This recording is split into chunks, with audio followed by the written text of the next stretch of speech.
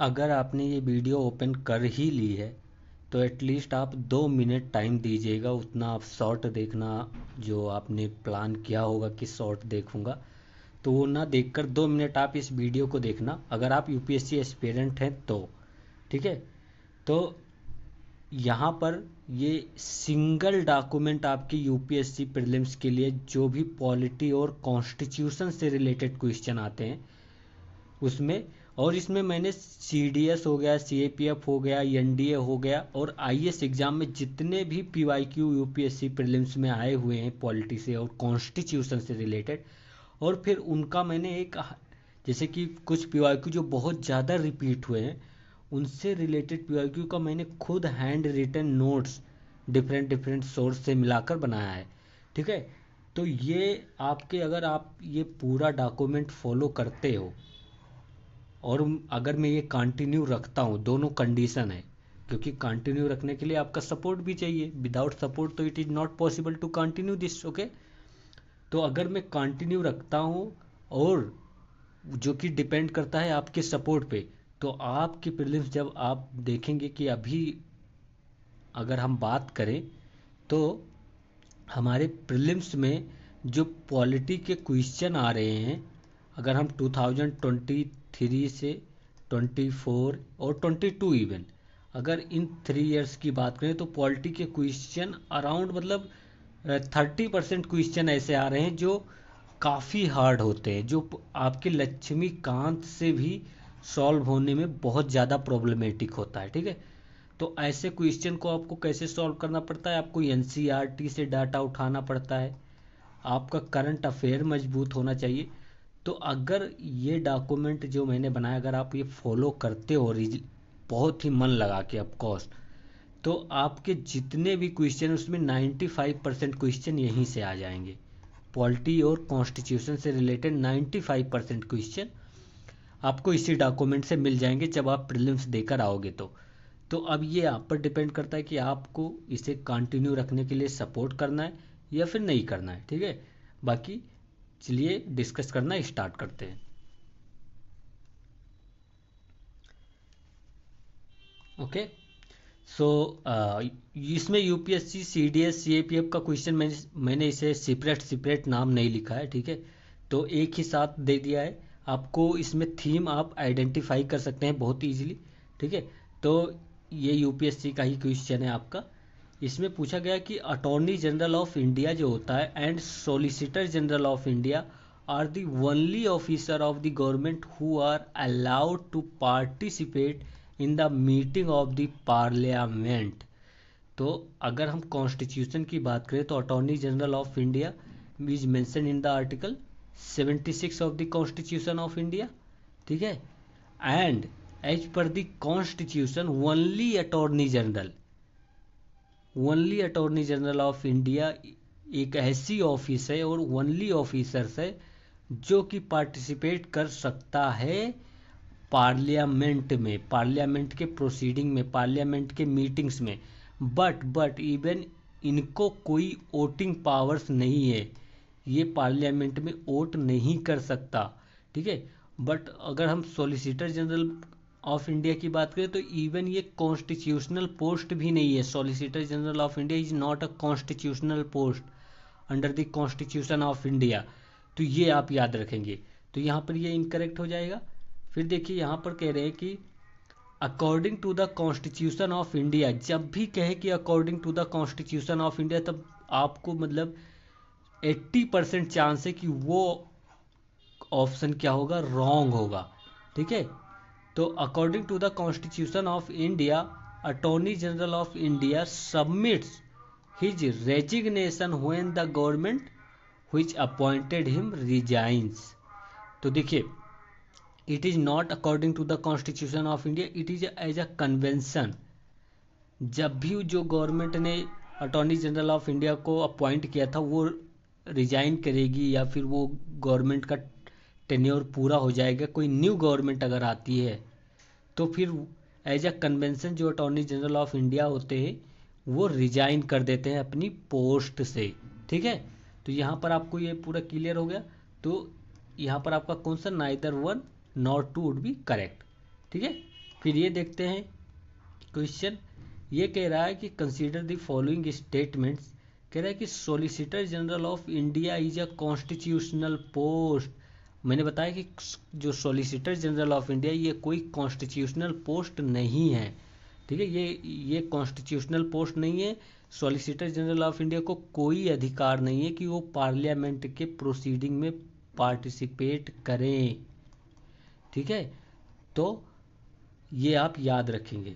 फिर कह रहे कि सॉलिसिटर जनरल ऑफ इंडिया जो होता है वो असिस्ट करता है अटॉर्नी जनरल ऑफ इंडिया। यहाँ पर कह रहे कि हेल्प करता है, बिल्कुल हेल्प करता है, तो ये 2 यहाँ पर ओनली करेक्ट हो जाएगा, ठीक है।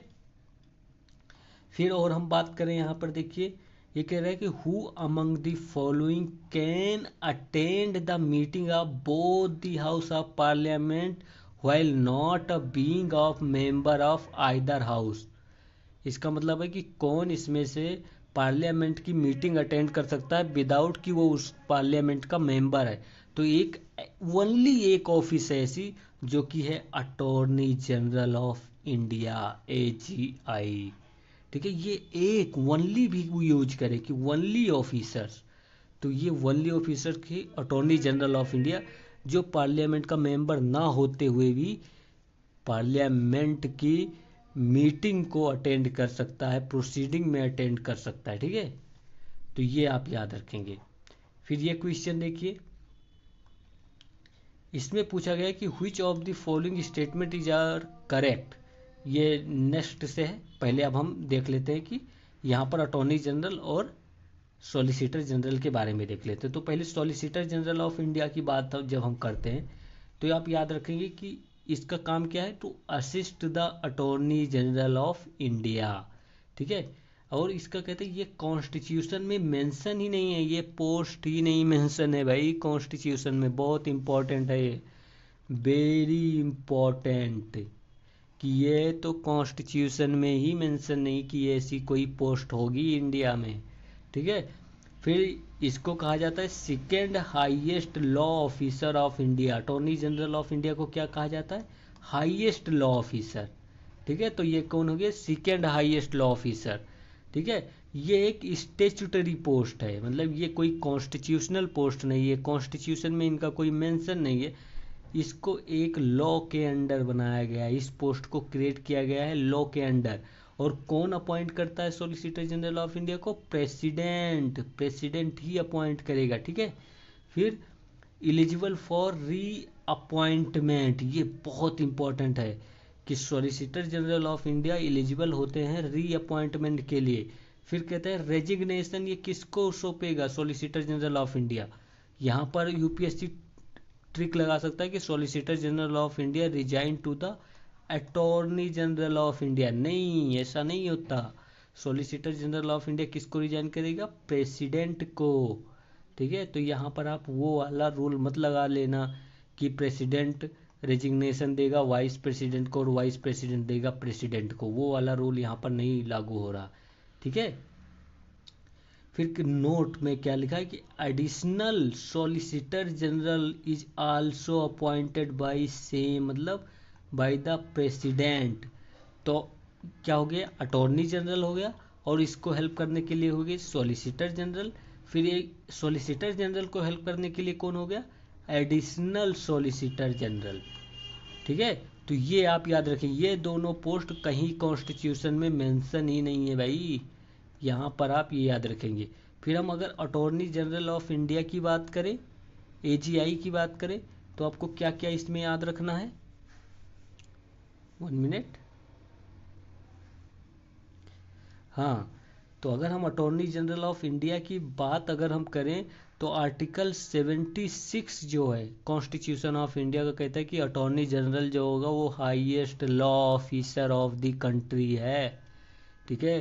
फिर ये कहता है कि ये कैबिनेट का हो गया, पार्लियामेंट का हो गया, इन सब का कहीं ये मेंबर नहीं होता, but available all privileges of MP, कितना इम्पोर्टेंट है, ऑल प्रिविलेज, जितना प्रिविलेज एक MP मेंबर ऑफ पार्लियामेंट को मिलेगा वो सभी प्रिविलेज किसको मिलेगा, हमारे अटॉर्नी जनरल भाई साहब को, ठीक है। तो ये भूलना मत, एक्सेप्ट राइट टू वोट, मतलब ये पार्लियामेंट में, अभी इससे क्या पता चलता है कि attorney general of India parliament में पार्टिसिपेट करेगा, किसी भी मीटिंग में पार्टिसिपेट कर सकता है, बट जब वोटिंग करने की बात आएगी तो अटॉर्नी जनरल ऑफ इंडिया हाथ ऊपर कर लेगा, मतलब मेरी पावर नहीं है भाई इसमें वोट करने की।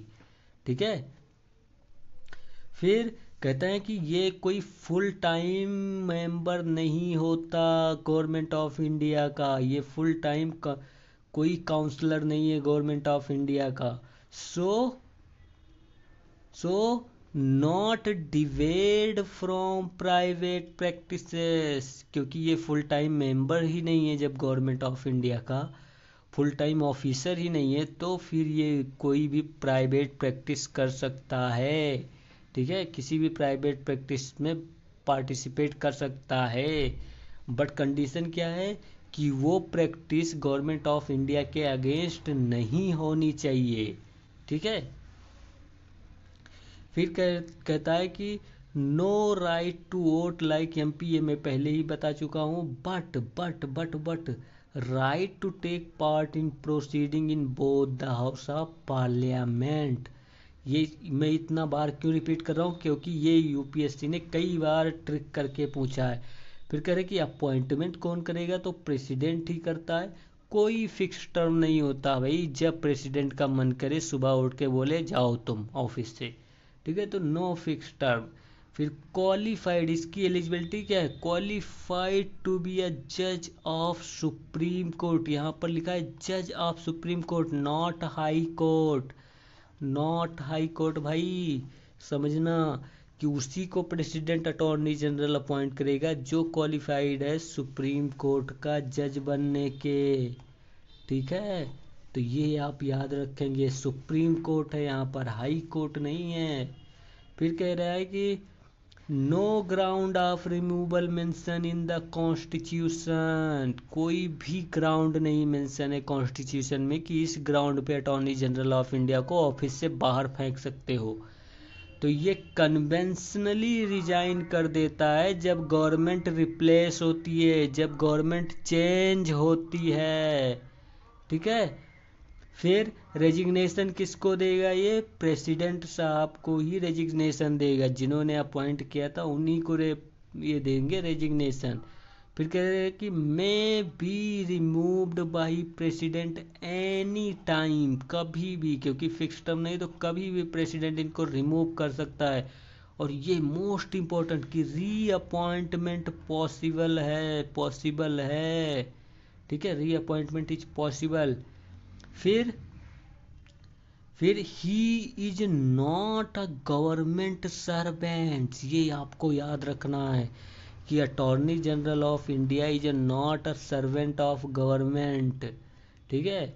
फिर शुड नॉट और can not act against government of India, तो अटॉर्नी जनरल ऑफ इंडिया को कभी भी गवर्नमेंट ऑफ इंडिया के वो अगेंस्ट नहीं एक्ट कर सकता, किसी भी कोर्ट में पार्टिसिपेट नहीं कर सकता जहां पर गवर्नमेंट ऑफ इंडिया का कोई भी, मतलब कह सकते हैं कि गवर्नमेंट ऑफ इंडिया के अगेंस्ट केस में कहीं भी पार्टिसिपेट नहीं कर सकते ये।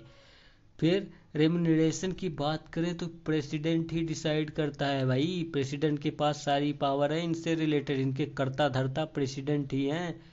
और not a fixed by the constitution, इनकी salary, remuneration, condition of office सब प्रेसिडेंट के हैंड एंड सील है, उनका मन जो करें। ठीक है, तो यहाँ पर अब अटॉर्नी जनरल ऑफ इंडिया के बारे में आई होप आपको बहुत कुछ क्लियर हो गया होगा। ठीक है, अब नेक्स्ट क्वेश्चन पे चलते हैं। देखिए ये क्वेश्चन मेरे बहुत ज़्यादा मुझे लगता है कि चांस है कि यूपीएससी पूछेगा। कह रहा है कि which of the following statement is are correct, statement कौन से इसमें करेक्ट है। तो ये फर्स्ट देखिए, कह रहा है कि क्रिमिनल लॉ जो होते हैं, क्रिमिनल लॉ एक्सक्लूसिवली, मतलब totally a subject under the state list of the constitution of India. देखिए यहाँ पर आपको कॉमन सेंस लगाना पड़ेगा कि क्या क्रिमिनल इश्यूज पर केवल सेंटर लॉ बनाता है, नहीं, स्टेट भी क्रिमिनल इशूज पे लॉ बनाता है, तो ये क्या हो जाएगा, इनकरेक्ट हो जाएगा। तो यहाँ से आपको क्या पता चलता है कि criminal law is under the concurrent list, और इसीलिए आप इस ईयर कंकरेंट लिस्ट पूरा पढ़ के जाएंगे। तो ये इनकरेक्ट हो गया। फिर करें code of civil procedures falls under the concurrent list of the constitution of India, बिल्कुल सही। ठीक है, तो ये आप पूरा आपको पता होना चाहिए। बहुत सारे क्वेश्चन 7th शेड्यूल पर ऐसे रिलेटेड आए थे। ठीक है, तो उसके लिए मैंने क्या किया, मैंने आपके हेल्प के लिए बहुत ही अच्छा डॉक्यूमेंट आपके लिए तैयार कर दिया है।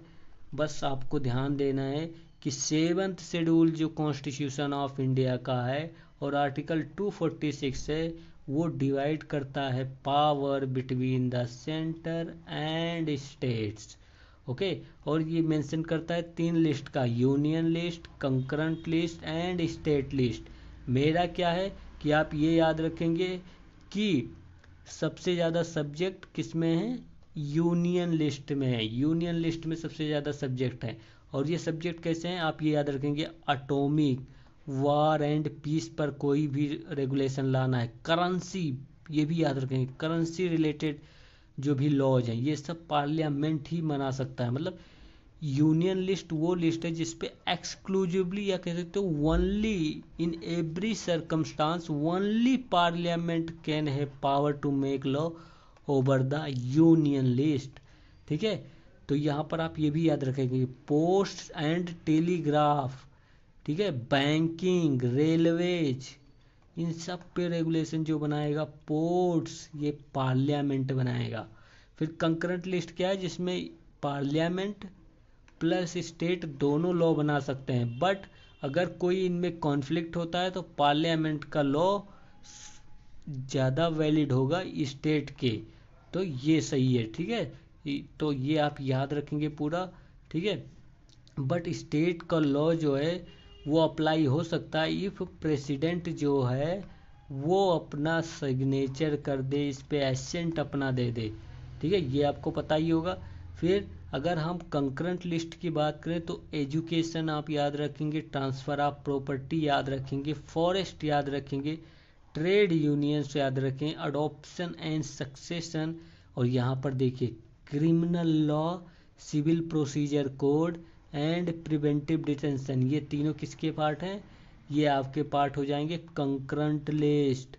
ठीक है, फिर यहाँ पर देखिए स्टेट लिस्ट में टोटल 59 सब्जेक्ट्स हैं, और इसमें जैसे एग्रीकल्चर, पुलिस, प्रिजन, प्रिजन ये इंपॉर्टेंट हो सकता है कि प्रिजन किसका है, स्टेट लिस्ट का सब्जेक्ट है।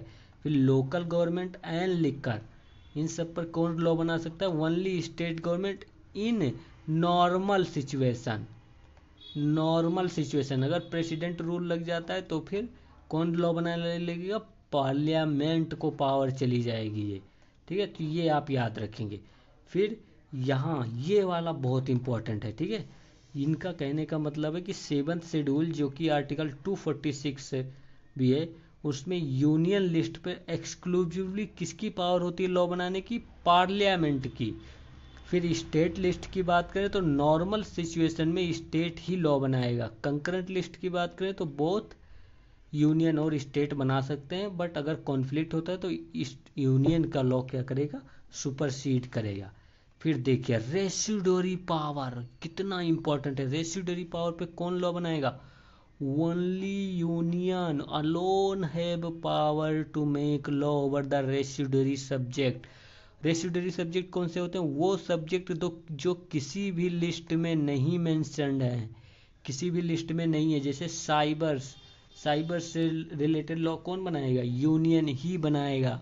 और ये रेसिडुअरी पावर्स पार्लियामेंट के पास होगी। ये कहाँ से लिया गया है, ये हमारे कनाडा के कॉन्स्टिट्यूशन से लिया गया है, कनाडा के कॉन्स्टिट्यूशन से। ठीक है, कनाडा के कॉन्स्टिट्यूशन से। और क्या लिया गया है कि जो प्रेसिडेंट होगा वो अपॉइंट करेगा गवर्नर ऑफ स्टेट। ये कहाँ से लिया गया है, कनाडा के कॉन्स्टिट्यूशन से।